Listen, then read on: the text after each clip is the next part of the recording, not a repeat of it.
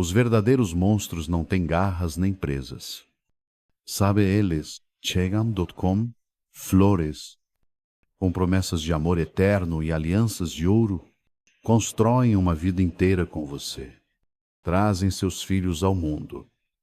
E então, quando já estão bem instalados no seu coração, começam a devorar sua alma, pedacinho por pedacinho. E o pior, ninguém escuta seus gritos, porque os vizinhos só conseguem ver a família de comercial de margarina que você finge ser. Meu nome é Josefa Maria da Conceição Santos, mas todo mundo me conhece como Dona Finha. Tenho 85 anos e carrego há mais de meio século um segredo que corrói minha alma como ferrugem em Portão Velho. Nasci e me criei em Garanhuns, uma cidadezinha no interior de Pernambuco, onde as manhãs são frias e as noites guardam os segredos de famílias tradicionais com mais cuidado que escritura de terra.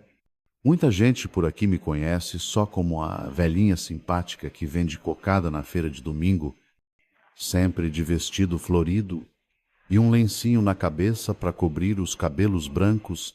Mal imaginam o peso que eu carrego aqui no peito desde os meus 23 anos. Contar isso mexe muito comigo.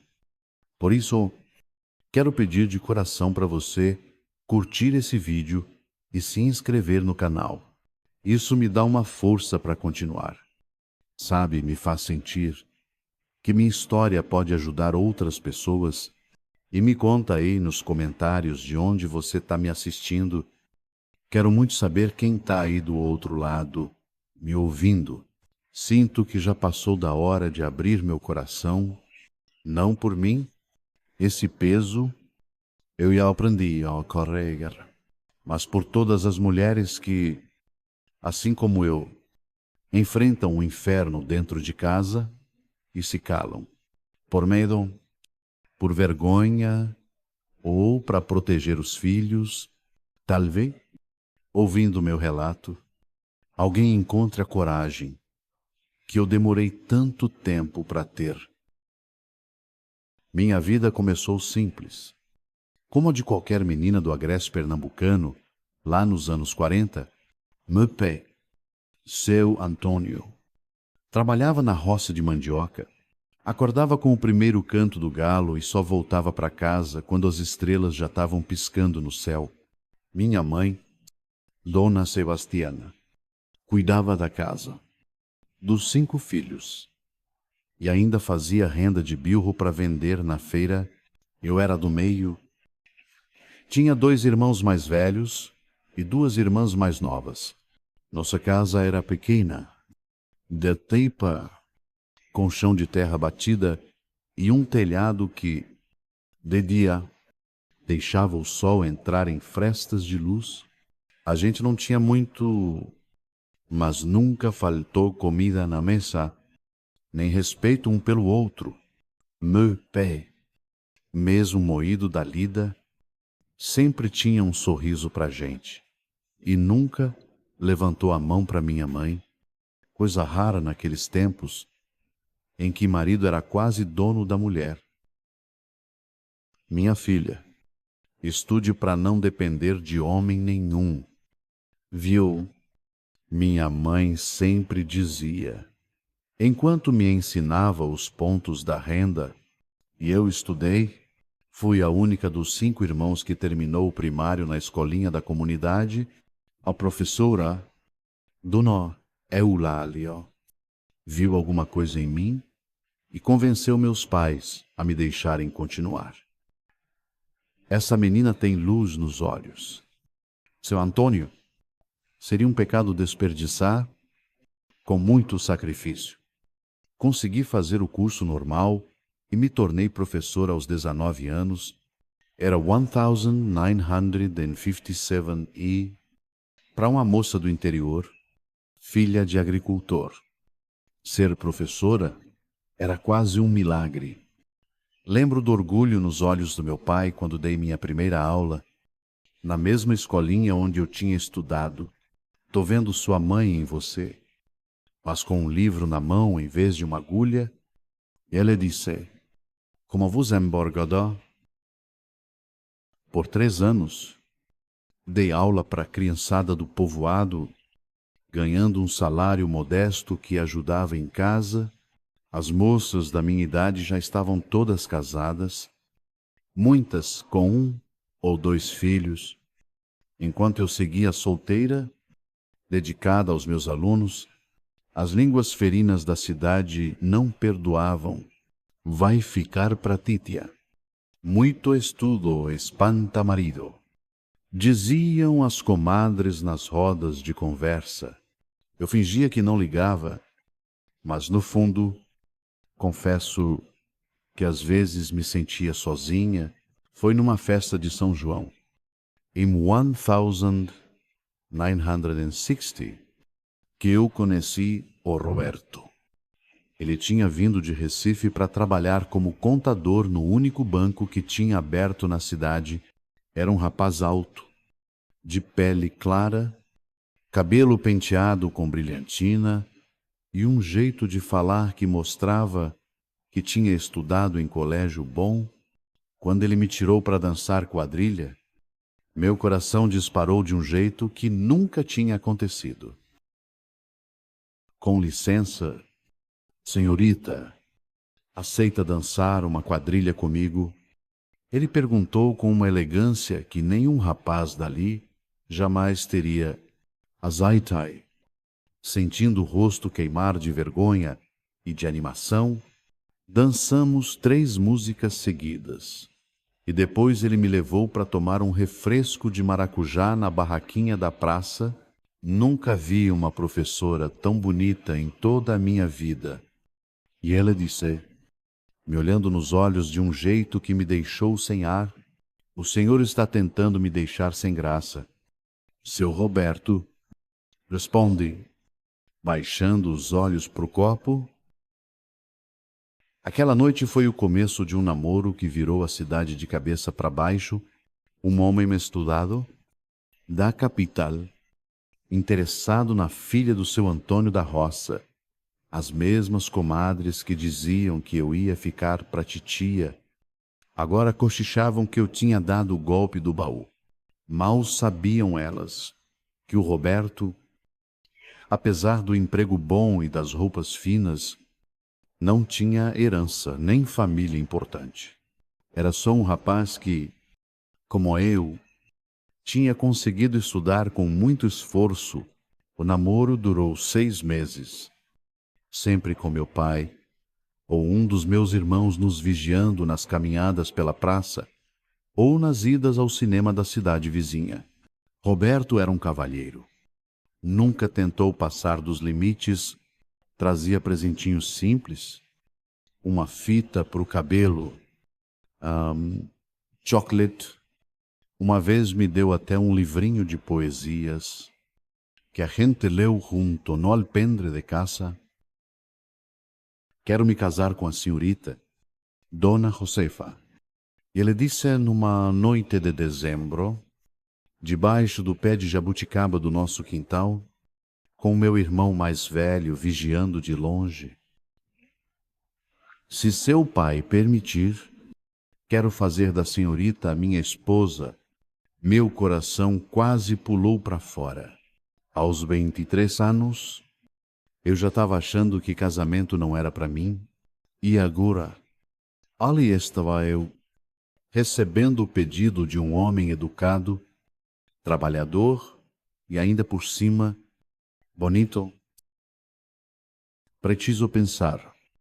Seu Roberto, respondi, tentando esconder a emoção, mas a verdade é que não tinha o que pensar. Era tudo que eu podia sonhar. Na semana seguinte, Roberto foi falar com meu pai. Levou uma garrafa de cachaça da boa e um charuto. Conversaram por horas na sala, enquanto eu, minha mãe e minhas irmãs esperávamos ansiosas na cozinha. Quando a porta se abriu, meu pai veio com a cara séria. mas logo abriu um sorriso. Venha cá, minha filha. Seu Roberto me parece um homem de respeito.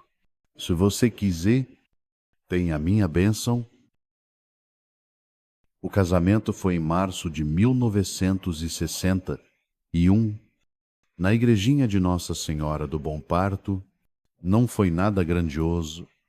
A gente não tinha posses para isso, mas foi lindo. Meu vestido foi costurado pela minha mãe e minhas tias. Com a renda que elas mesmas fizeram, Roberto estava elegante num terno azul marinho, emprestado do gerente do banco. Depois da cerimônia, teve uma festinha no quintal de casa, com comida feita pelas mulheres da família e música tocada pelos violeiros da região. Nossa casa era pequena, mas era nossa. Roberto tinha alugado uma casinha de 2 quartos perto do banco. Tinha sala, cozinha e até um banheiro dentro de casa, um luxo que eu nunca tinha tido. Nos primeiros meses, eu vivi o sonho que toda moça da minha época alimentava. Roberto era atencioso, me trazia flores, que colhia no caminho de volta do trabalho, elogiava minha comida mesmo quando eu errava o ponto do feijão, e nas noites, ele era carinhoso e respeitoso. Continuei dando aulas mesmo depois de casada. Muitos maridos não deixariam, mas o Roberto parecia ter orgulho de ter uma esposa professora. Mulher minha tem que ser inteligente também. Yue, ele dizia quando alguém perguntava. Eu me sentia a mulher mais sortuda do mundo. Quando descobri que estava grávida, 6 meses depois do casamento, a felicidade parecia completa. Roberto chorou quando eu contei. Suas mãos tremiam ao tocar minha barriga, que ainda estava lisinha. Vai ser uma menina linda que nem você, Josefa. E ele disse com uma certeza, como se pudesse ver o futuro, e ele estava certo. Juliana nasceu numa madrugada quente de janeiro de 1962, depois de um parto difícil, que durou quase 20 horas. Quando o doutor colocou ela nos meus braços, toda vermelhinha e chorando forte, senti que nunca tinha amado tanto alguém na minha vida. E ao olhar para o Roberto, vi no rosto dele o mesmo amor transbordando. Ela tem os seus olhos, Finha. E ele disse, usando pela primeira vez o apelido que depois todo mundo ia usar. Naquele momento, eu pensei que tinha encontrado a felicidade perfeita, um marido amoroso, uma filha saudável, uma profissão que eu amava. O que mais uma mulher poderia querer? Mal sabia eu que aquilo era só o começo da história, e que o homem que eu via como meu porto seguro guardava dentro de si uma tempestade que ia destruir tudo que a gente tinha construído. Como minha mãe sempre dizia, o diabo muitas vezes veste terno e gravata e sorri na sua cara antes de mostrar as garras. Mas essa é uma parte dolorosa demais para contar agora. Vou precisar de um tempo, de um fôlego, para reunir minhas forças e continuar essa história no nosso próximo encontro. Enquanto isso, eu queria que vocês refletissem. Quantas vezes a gente julga um livro pela capa? Quantas vezes o monstro que nos destrói é aquele para quem a gente jurou amor eterno? Se essa história está tocando o seu coração, por favor, deixa seu like, se inscreve no canal e compartilha com quem você acha que precisa ouvir isso. Às vezes, ouvir a dor do outro é o primeiro passo para a gente curar a nossa própria dor. As primeiras semanas depois que a Juliana nasceu foram de pura alegria, mesmo com o cansaço das noites mal dormidas e as inseguranças de mãe de primeira viagem. O Roberto se mostrava um paizão, voltava mais cedo do banco para me ajudar, trocava fralda sem fazer cara feia e cantava para nossa filha dormir com uma voz que nem eu sabia que ele tinha.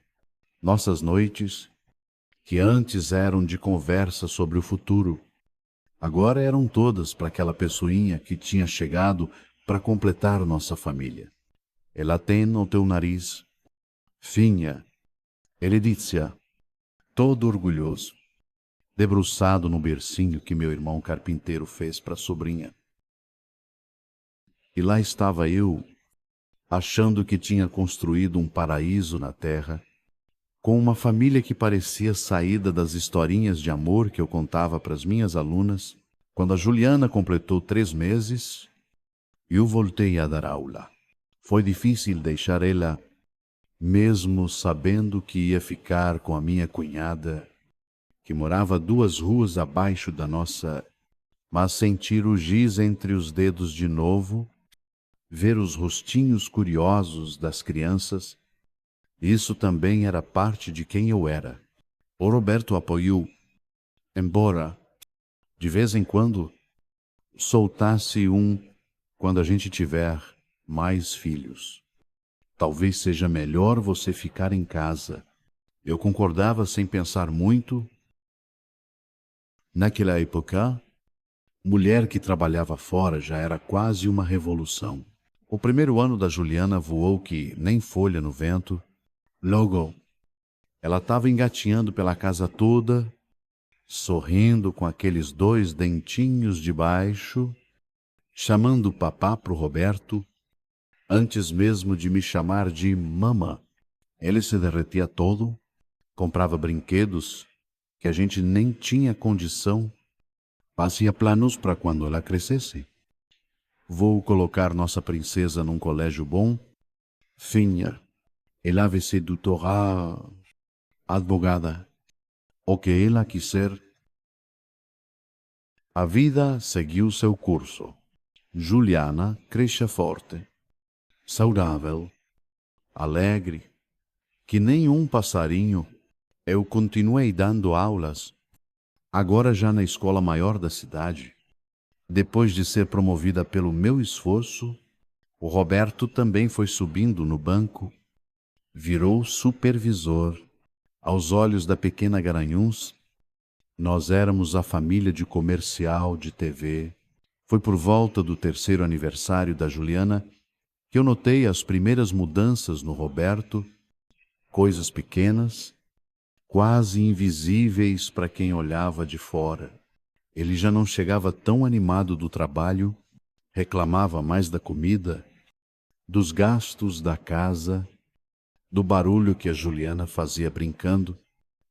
Homem trabalha o dia todo, precisa de silêncio quando chega em casa. Ele dizia, com uma irritação na voz que eu nunca tinha ouvido.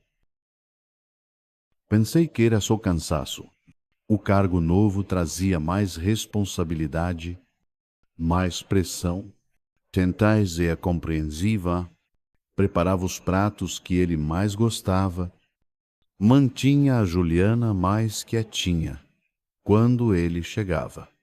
Eu fazia de tudo para agradar, para ter de volta aquele sorriso que tinha me conquistado na festa de São João. E Manuat, o Roberto chegou do trabalho possesso de raiva, tinha dado um problema com uma conta importante e ele culpava um funcionário dele. Durante o jantar, ele não parava de remoer o assunto, usando umas palavras duras que não combinavam com o homem que eu conhecia. Aquele incompetente vai se ver comigo. Vou fazer ele se arrepender de ter nascido. Calma, Roberto. Tentei apaziguar. Servindo mais carne no prato dele, tenho certeza que foi um engano. Amanhã vocês resolvem isso com a cabeça fria. Eu não devia ter dito nada. Ele deu um soco na mesa com tanta força que os pratos pularam. A Juliana, assustada, começou a chorar. Não me diga o que fazer. Mulher acha que entende alguma coisa do meu trabalho. E fiquei paralisada. Em 4 anos de casados, o Roberto nunca tinha levantado a voz para mim daquele jeito. O homem na minha frente, com o rosto vermelho de raiva, parecia um estranho. Peguei a Juliana no colo, tentando acalmar ela, enquanto ele se levantava e saía, batendo a porta. Ele voltou tarde da noite, cheirando a cachaça. Eu fingi que estava dormindo quando ele entrou no quarto, com medo do que podia acontecer. Na manhã seguinte, ele agiu como se nada tivesse acontecido. Fez café para nós 3, brincou com a Juliana, me deu um beijo antes de sair. Eu quase me convenci de que tinha sido um episódio isolado, que nunca mais ia se repetir, mas se repetiu, com mais frequência do que eu gostaria de admitir. As explosões de raiva iam e vinham, por motivos cada vez mais bobos. Uma semana era porque eu tinha comprado um vestido novo para Juliana, sem perguntar. Na outra, porque o jantar não estava pronto quando ele chegou. Depois, porque encontrou um caderno de provas que eu trouxe para corrigir em casa. Tá negligenciando sua filha por causa desses moleques que nem seus são. E ele gritou, rasgando as folhas onde meus alunos tinham se esforçado tanto para resolver as contas de matemática. Comecei a andar em ovos dentro da minha própria casa. Vigiava cada palavra, cada gesto, tentando adivinhar o que ia disparar a próxima tempestade. A Juliana, pequena mas sensível, também mudou. A menina alegre e falante agora ficava quieta quando o pai estava em casa, como se tentasse ficar invisível. As perguntas das vizinhas começaram. Dona Finha, tá tudo bem? A senhora anda tão abatida. Oh, seu Roberto parece tão estressado ultimamente. E desconversava. Mantinha as aparências. Afinal, problema de família se resolve em família, né? Era o que minha mãe sempre dizia. E eu ainda amava o Roberto, ou pelo menos o homem que ele tinha sido, M1966. Quando a Juliana tinha 5 anos, ele foi promovido de novo. Agora, para gerente da agência, um cargo de prestígio para um homem tão jovem. Teve uma festa no banco, com o discurso do prefeito e tudo. Bebi champanhe pela primeira vez na vida. O Roberto estava radiante naquela noite. Era de novo o homem charmoso e confiante por quem eu me apaixonei.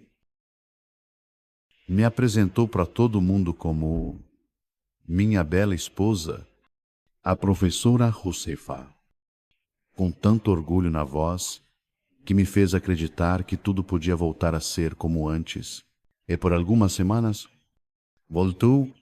ele voltou a trazer presentinhos, a elogiar minha comida, a brincar com a Juliana, e eu comecei a baixar a guarda, a me permitir sorrir de novo, sem medo de provocar a raiva dele.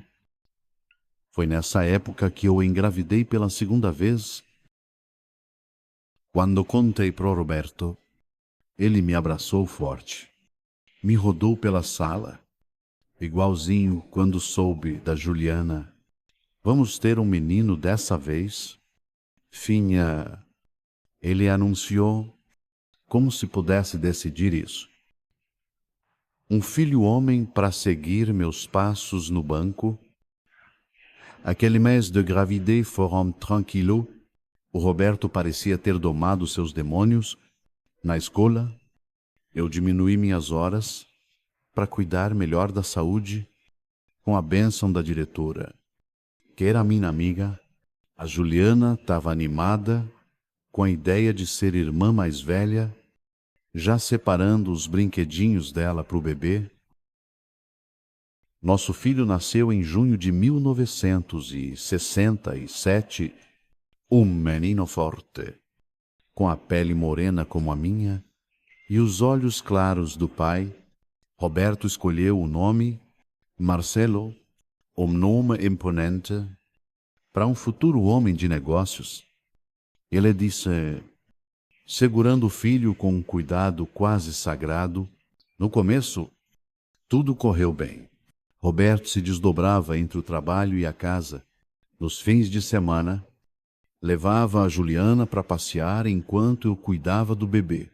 Mas aí, quando Marcelo tinha uns 4 meses, começou a adoecer muito. Nada grave. Sabe, resfriado, febrinha, mas o suficiente para noites sem dormir, choro constante e um cansaço acumulado para todo mundo. Foi quando o comportamento do Roberto começou a mudar de novo, as reclamações voltaram, mais fortes do que antes. O choro do Marcelo irritava ele profundamente.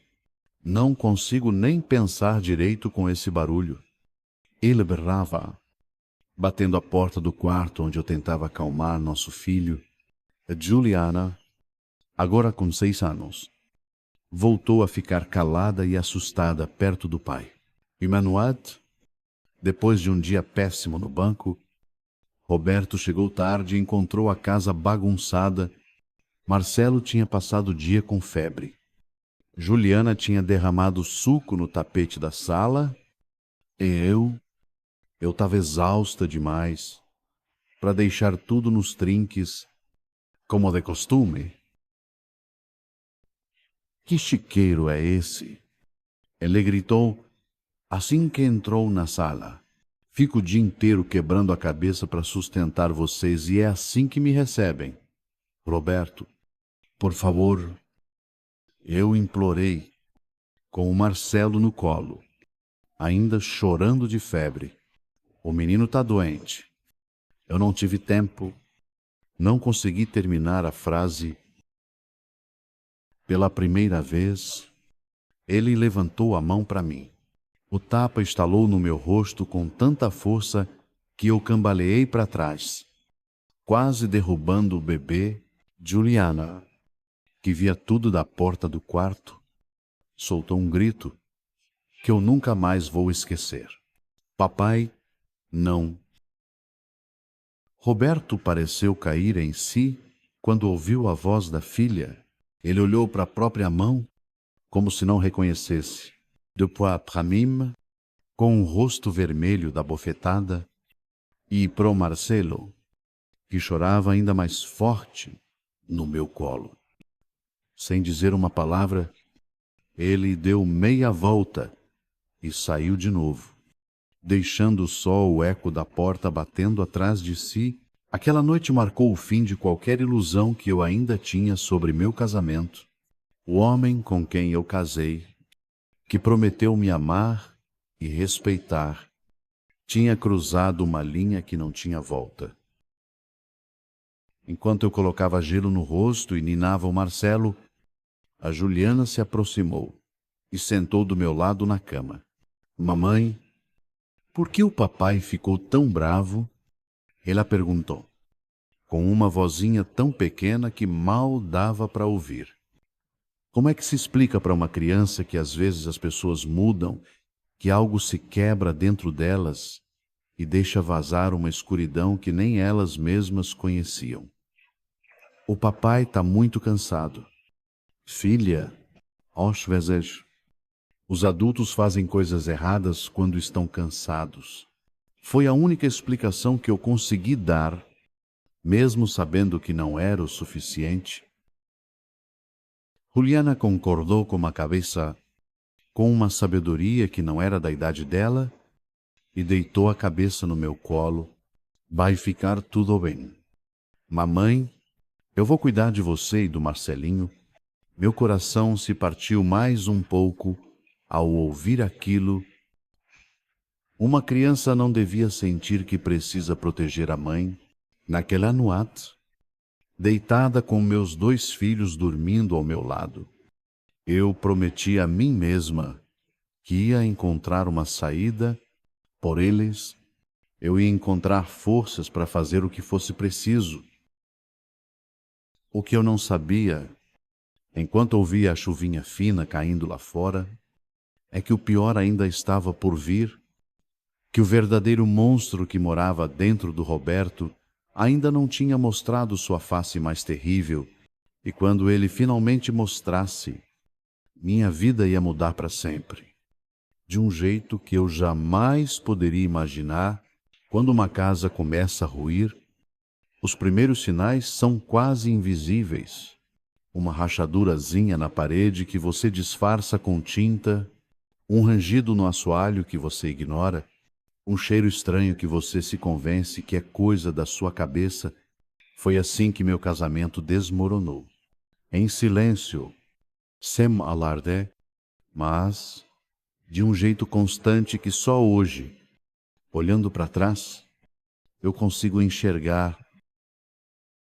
O homem que eu conheci na festa de São João, que me conquistou com poesias e gentilezas, foi se transformando aos poucos, tão devagar que eu quase não notei quando aquele sorriso galante deu lugar a uma cara fechada. Quando os olhos carinhosos ficaram frios, quando as mãos que antes faziam carinho começaram a se fechar em punhos, depois que o Marcelo nasceu, nosso segundo filho, as coisas pioraram rápido. O menino era fraquinho nos primeiros meses, chorava muito de noite. Precisava de atenção o tempo todo. Eu me virava nos 30 entre cuidar do bebê, dar atenção para Juliana, que só tinha 6 anos, e ainda dar minhas aulas na escola, e dormia pouco. Comia correndo, e mesmo assim, tentava manter a casa um brinco para não dar motivo para o Roberto reclamar. Mas os motivos sempre apareciam. Um dia era o jantar que não estava quente o suficiente. No outro, eram os brinquedos da Juliana espalhados pela sala. Depois, era o Marcelo que chorava demais. As queixas vinham com olhares cada vez mais duros, com palavras cada vez mais ásperas. Mulher que não dá conta de cuidar da própria casa não serve para ser esposa. Ele dizia, jogando o prato com comida na pia, quebrando a louça que tinha sido presente de casamento da minha mãe. Eu engolia o couro, juntava os cacos, botava as crianças para dormir e deitava do lado dele na cama, o mais longe possível. Eu dizia para mim mesma que era só uma fase ruim, que o Roberto estava pressionado no trabalho, que logo tudo ia voltar ao normal. Homem tem seus momentos, disse a dona Carminha, minha vizinha mais velha, quando me via com os olhos vermelhos de tanto chorar. Tem que ter paciência. Minha filha, casamento é assim mesmo. E eu tentava ter paciência, rezava todo santo dia pedindo forças a Deus, pedindo que Ele trouxesse de volta o Roberto por quem eu me apaixonei, mas as minhas preces pareciam não ser ouvidas. O dia em que ele me bateu pela primeira vez foi o começo de um capítulo novo e terrível. Não foi só a dor física que me abalou, foi a compreensão horrível de que algo fundamental tinha se quebrado.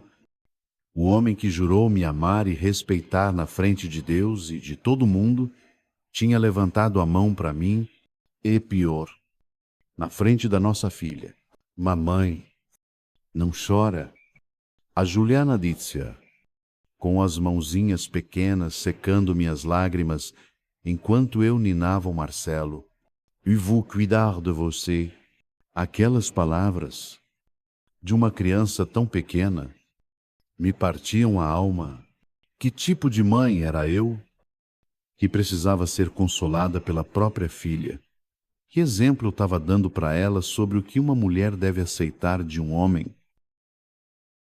Nos dias seguintes, o Roberto vivia numa gangorra. Horas pedia perdão de joelhos.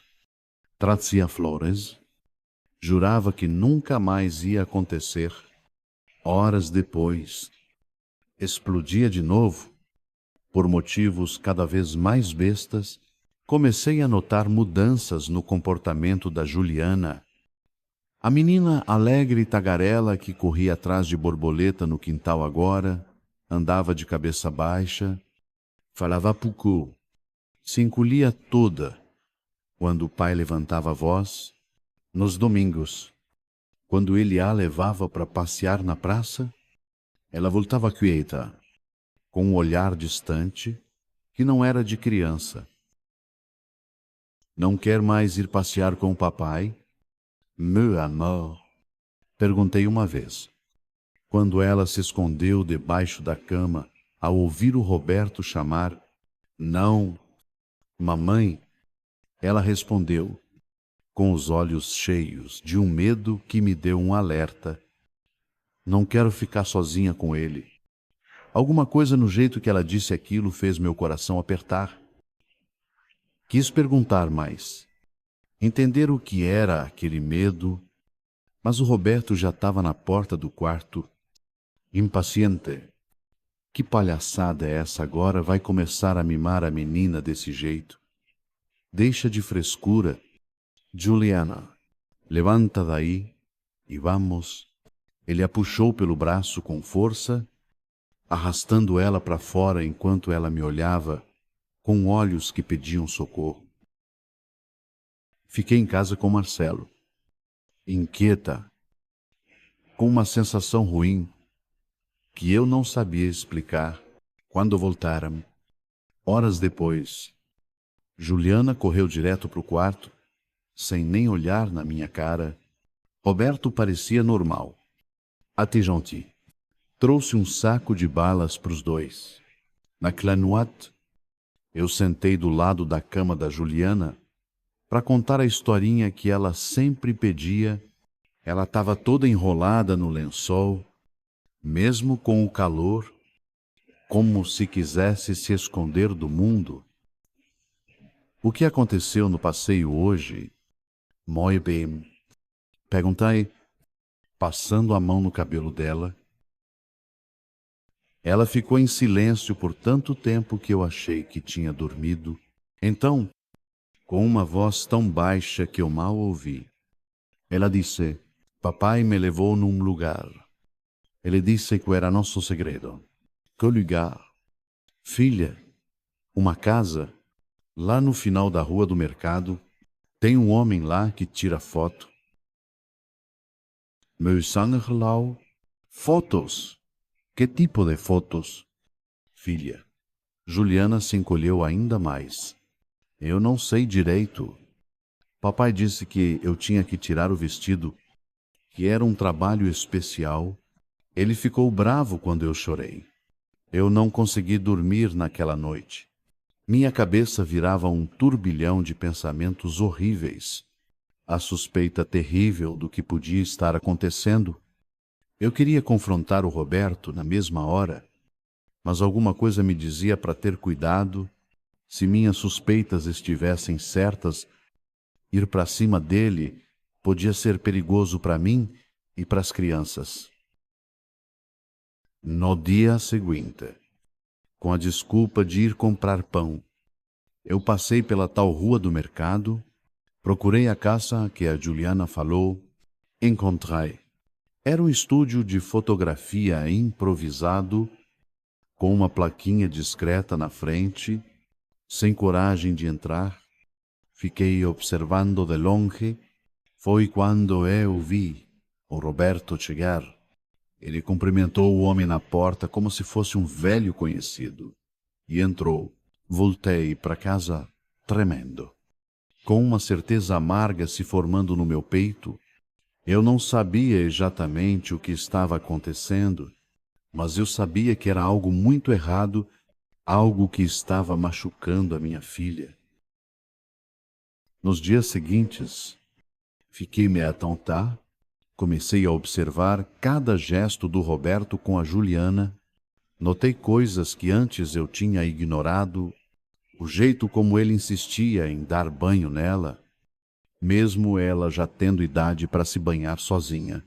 Como a chamava pro colo, o tempo todo, mesmo quando ela claramente não queria ir, o jeito como ele olhava para ela quando achava que ninguém estava vendo. Uma noite, entrei pé ante pé no quarto da Juliana e a encontrei chorando baixinho no travesseiro. O que foi? Meu anro, perguntei, sentando do lado dela. Mamãe, ela soluçou. Eu não quero mais que o papai entre no meu quarto de noite. Ele faz coisas que me machucam. Aquelas palavras foram como uma facada no meu coração. Por um instante, eu fiquei sem ar, sem conseguir processar o que eu tinha acabado de ouvir. Então, a realidade me atingiu com a força de um trem. Meu marido, o pai da minha filha, estava abusando dela. Que coisas? Juliana, perguntei, como um nó na garganta.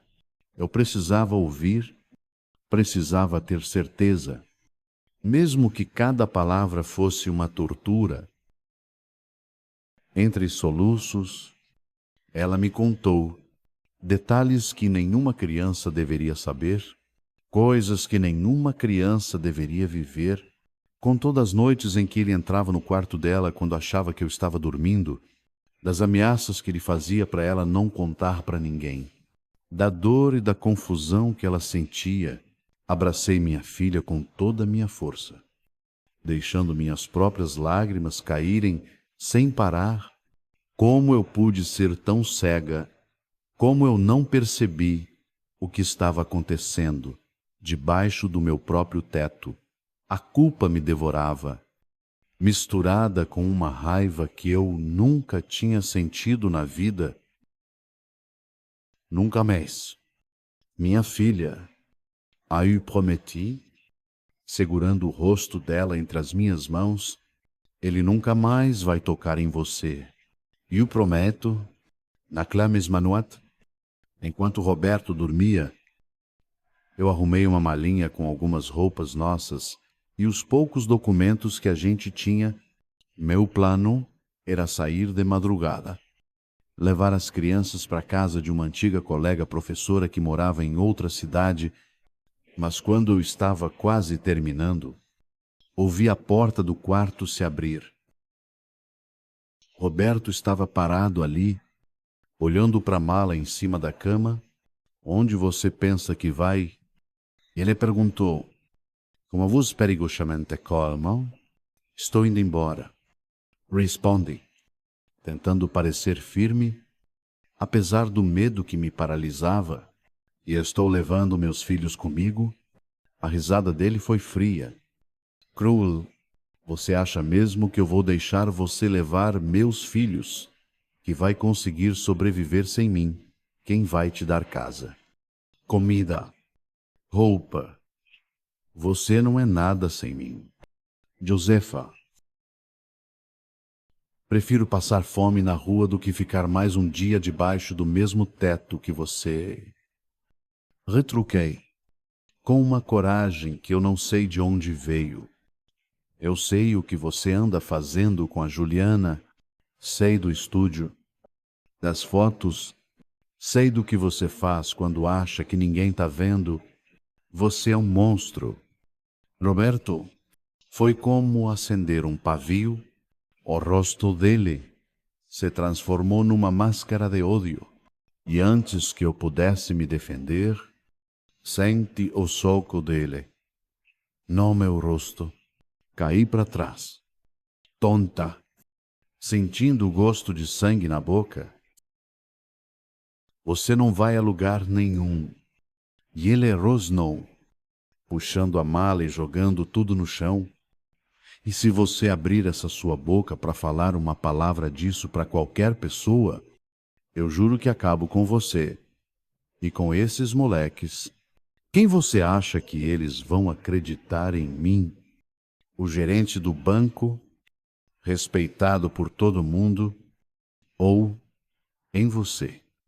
Uma professorinha histérica? Fiquei caída no chão, fingindo estar vencida, enquanto ele continuava com as ameaças.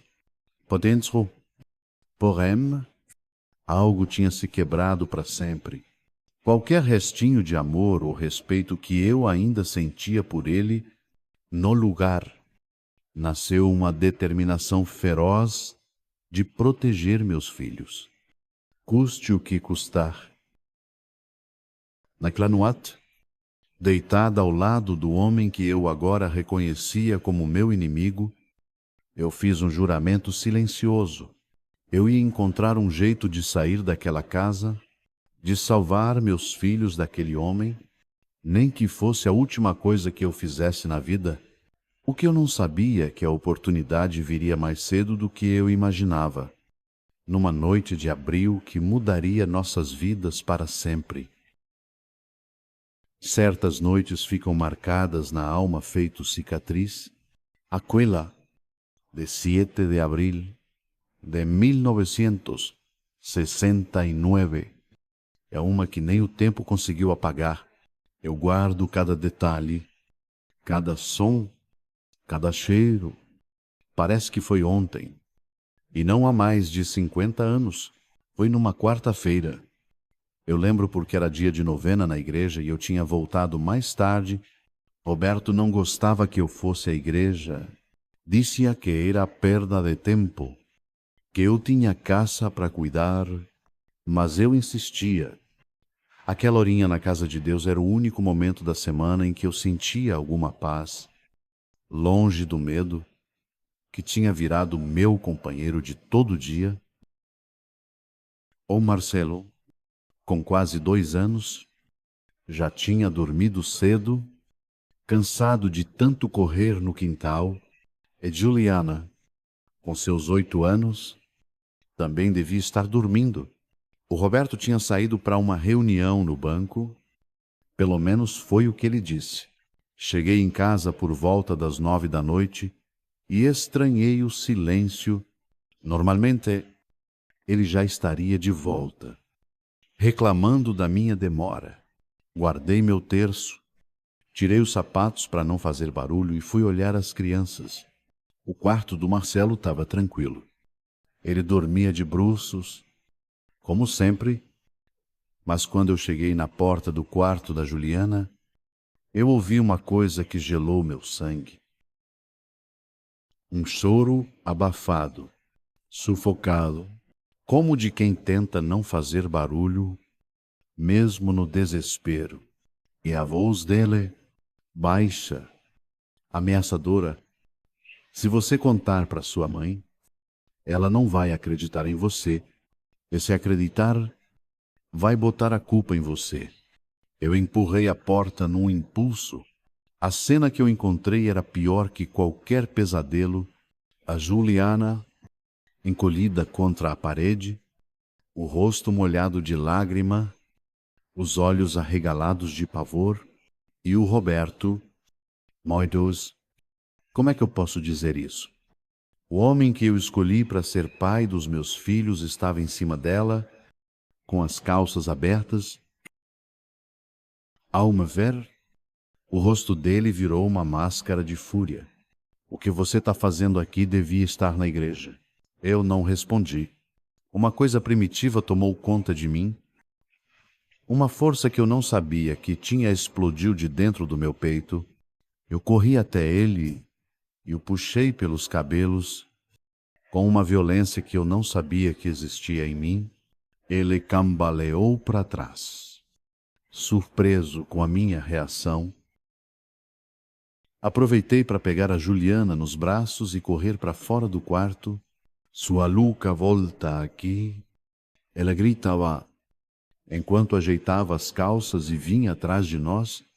Corey, minha filha, pega seu irmão e vai para a casa da vizinha, da dona Carminha.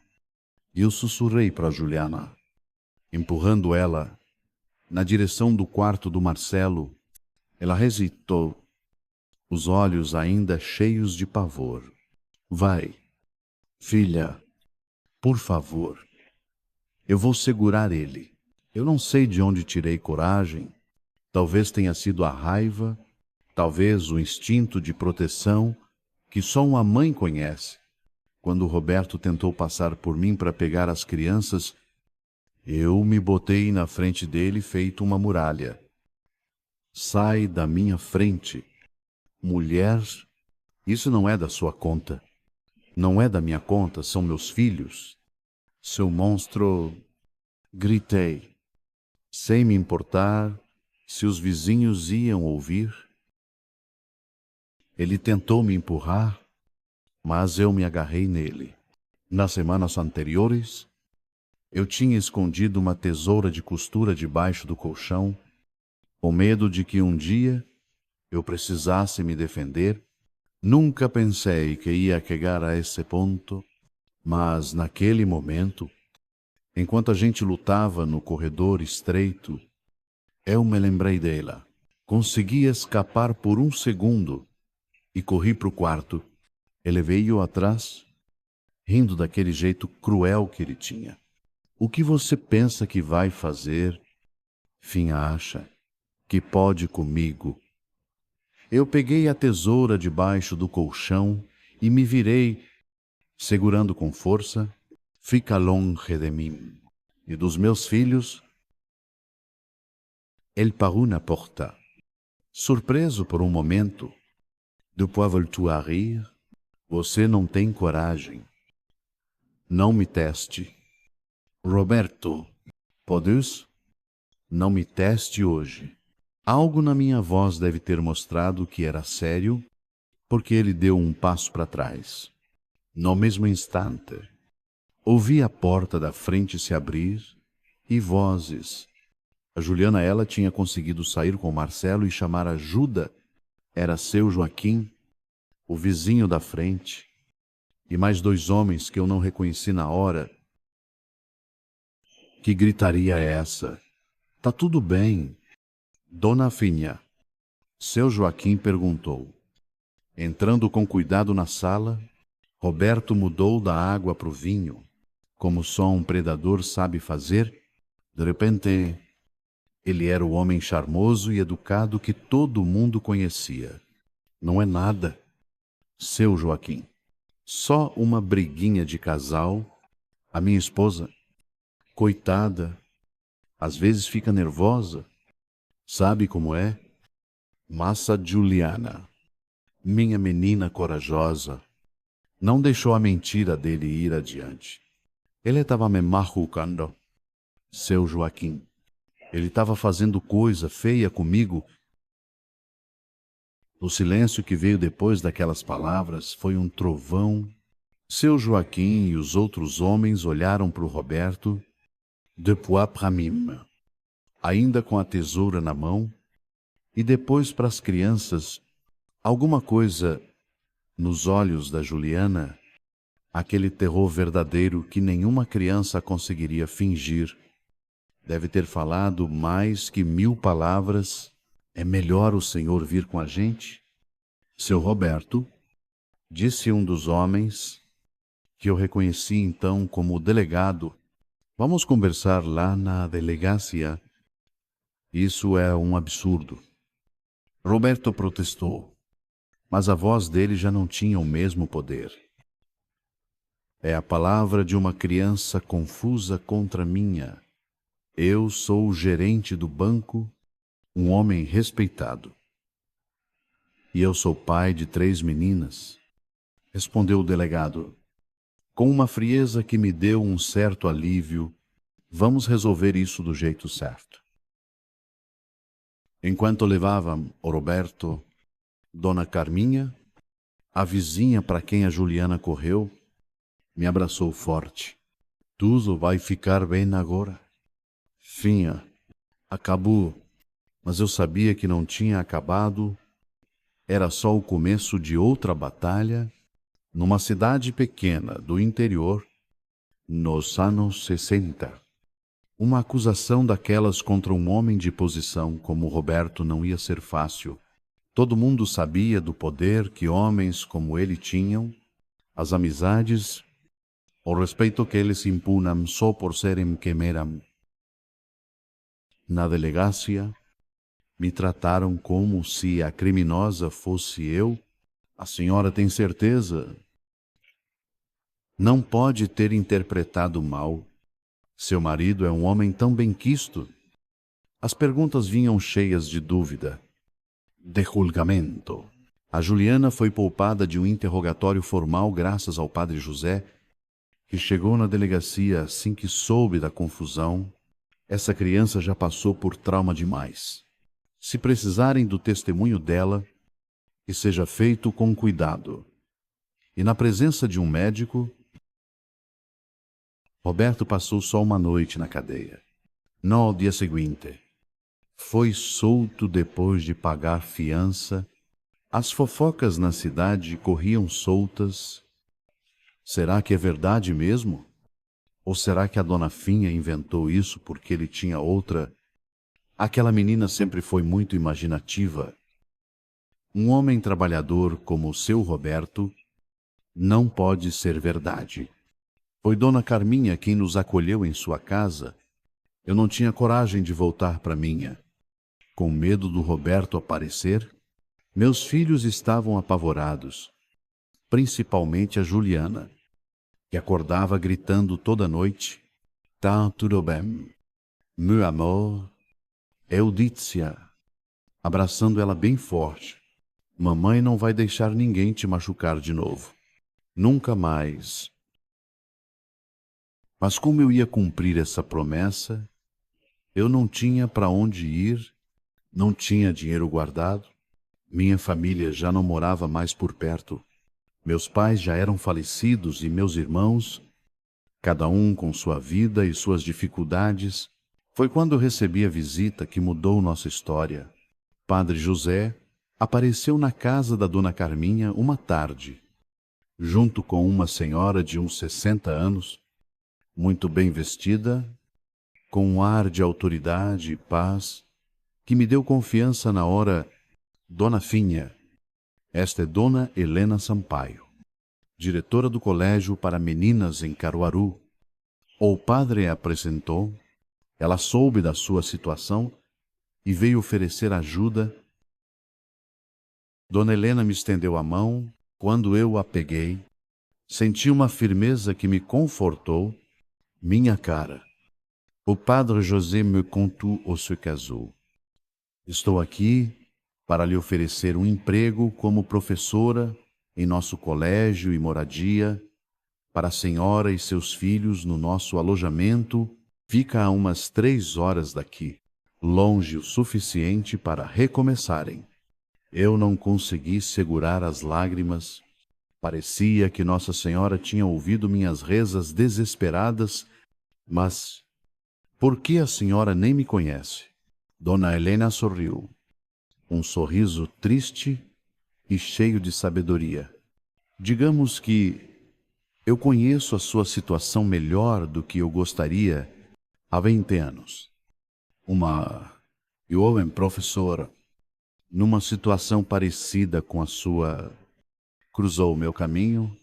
Eu não pude ajudá-la como deveria, e ela tirou a própria vida uma semana depois. Eu jurei que nunca mais ficaria parada diante do sofrimento de outra mulher.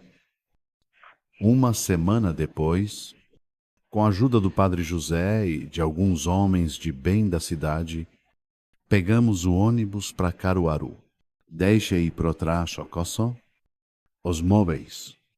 Quase tudo não importava. O que importava era Juliana e o Marcelo, dormindo tranquilos nos bancos do ônibus, finalmente livres do terror que tinha virado o nosso lar.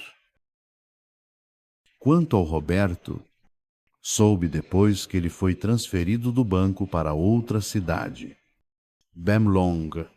O escândalo foi abafado, como tantos outros, não teve julgamento, não teve a justiça dos homens, mas nós estávamos livres dele, e isso, naquele momento, era tudo que importava. Nos primeiros meses em Caruaru, a Juliana quase não falava. Passava horas desenhando umas cenas escuras, assustadoras, que partiam meu coração, ou Marcelo, pequeno demais para entender tudo, se adaptou mais fácil. E eu trabalhava duro, tentando mostrar meu valor para Dona Helena, tentando construir um novo lar para os meus filhos. Aos poucos, com o apoio de uma médica jovem que trabalhava no colégio, a doutora Clarice, a Juliana começou a se abrir. Começou a falar sobre o que tinha acontecido não só naquela noite, mas antes. Descobri, com horror, que o abuso já acontecia há meses. E minha filha tinha guardado aquele segredo terrível por medo, por vergonha, por confusão. Ele disse que era normal. Uma mãe, que todos os pais faziam isso com as filhas que amavam, que era nosso segredo especial. As palavras dela, ditas numa das sessões com a médica, me destruíram. Como eu não percebi, como eu deixei isso acontecer. A culpa me consumia. Passei noites em claro, repassando cada sinal que eu devia ter visto, cada mudança no comportamento da Juliana que eu ignorei. A doutora Clarice me ajudou a entender que a culpa não era minha. Homens como eles são especialistas em esconder seus crimes. Dona Finha, eles manipulam, ameaçam, criam um ambiente de medo onde o silêncio parece a única saída. A senhora fez o que podia e, o mais importante, quando descobriu, a senhora agiu. Muitas mulheres, por medo ou dependência, escolhem não ver. A senhora salvou sua filha. Foram palavras de consolo, mas a cicatriz daquela noite, daquela descoberta, nunca desapareceu. Eu carrego ela comigo até hoje. Não como uma ferida aberta, não mais, mas como uma lembrança do preço que a gente paga pela confiança cega, pela crença de que a gente conhece de verdade as pessoas que ama. Enquanto escrevo isso, penso em quantas mulheres, nesse exato momento, estão vivendo coisas parecidas, quantas crianças estão sofrendo em silêncio, acreditando que o que acontece com elas é normal, ou pior, que a culpa é delas. É por essas mulheres, por essas crianças, que eu decidi finalmente contar a minha história, porque às vezes, tudo o que a gente precisa para encontrar coragem é saber que não estamos sozinhas, que outras já passaram pelo mesmo vale escuro e conseguiram sair do outro lado, não sem marcas, não sem cicatrizes, mas vivas e, com o tempo, curadas. Nossa chegada a Caruaru foi como nascer de novo. O colégio de Dona Helena era um lugar de paz, com seus jardins bem cuidados e corredores silenciosos. Ganhamos um apartamentozinho no alojamento das professoras 2 quartos, uma sala-cozinha e um banheiro. Parecia um palácio depois do que a gente tinha passado. Os primeiros meses foram de cura. Mariana começou o tratamento com a doutora Clarice, que, com uma paciência de santa, foi ajudando minha filha a botar para fora todo aquele trauma. O Marcelo, com seus 2 aninhos, se adaptou fácil à vida nova, encantando todo mundo com seu sorriso. E eu mergulhei no trabalho, ensinando português e literatura para as meninas, A sala de aula virou meu refúgio. Foi em 1971, quase 2 anos depois da nossa chegada, que eu vi uma mudança de verdade na Juliana.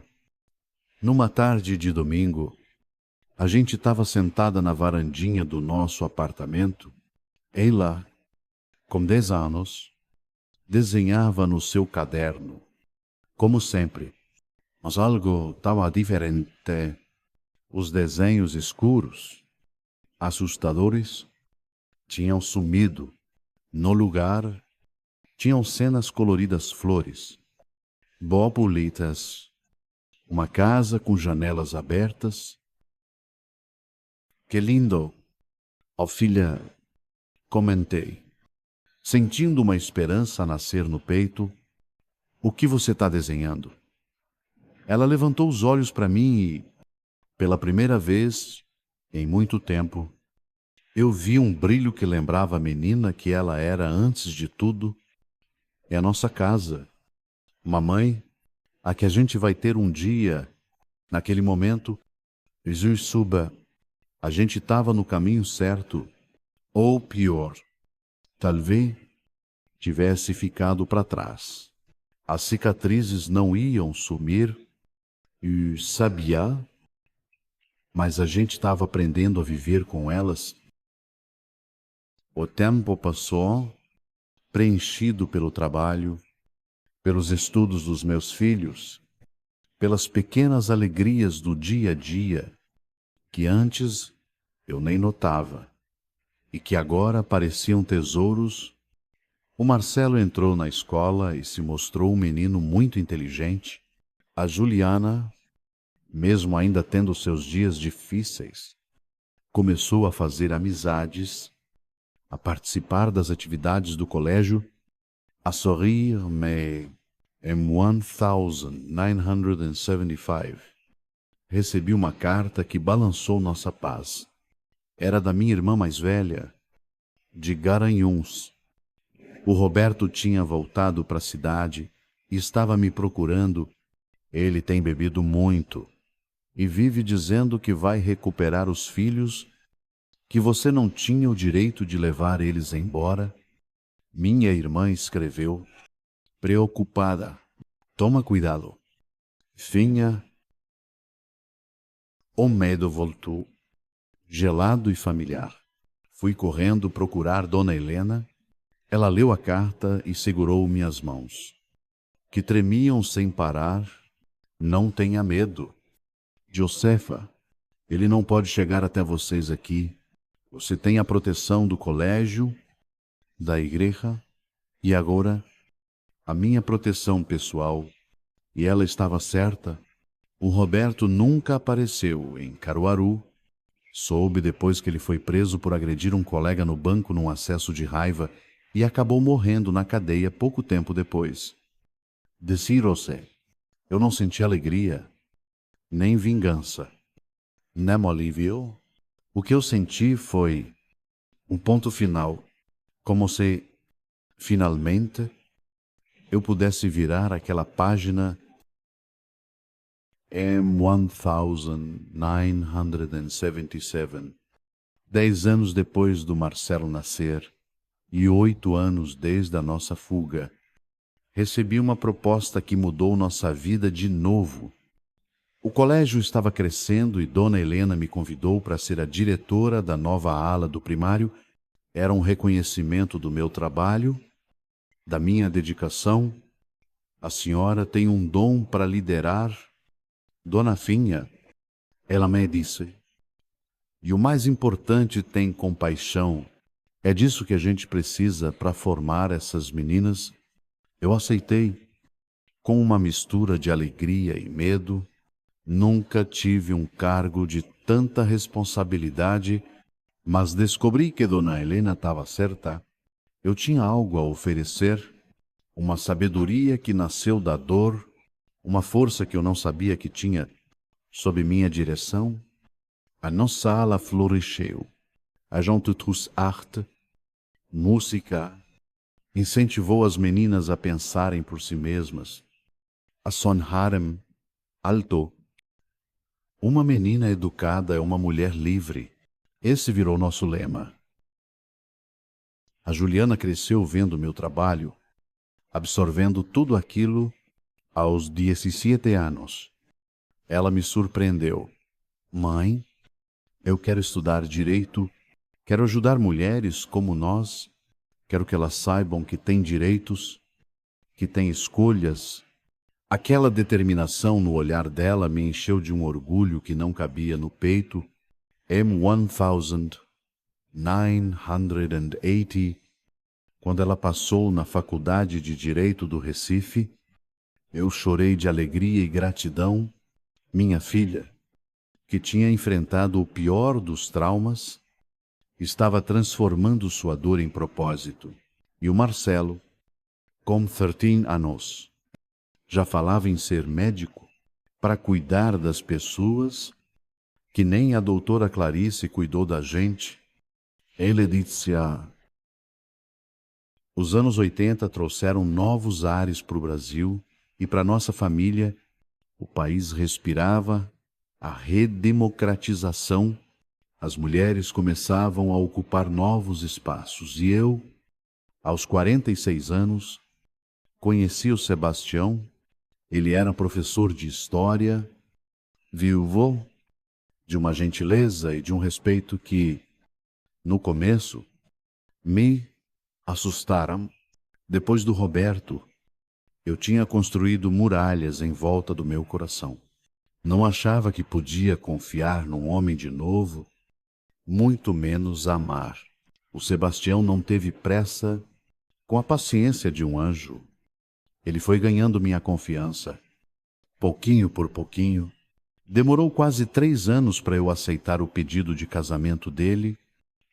Não estou te oferecendo uma vida perfeita, Finha. E ele disse, me dando um anelzinho simples, só um amor honesto e o compromisso de sempre respeitar quem você é. A gente se casou em 1985, numa cerimônia simples na capelinha do colégio.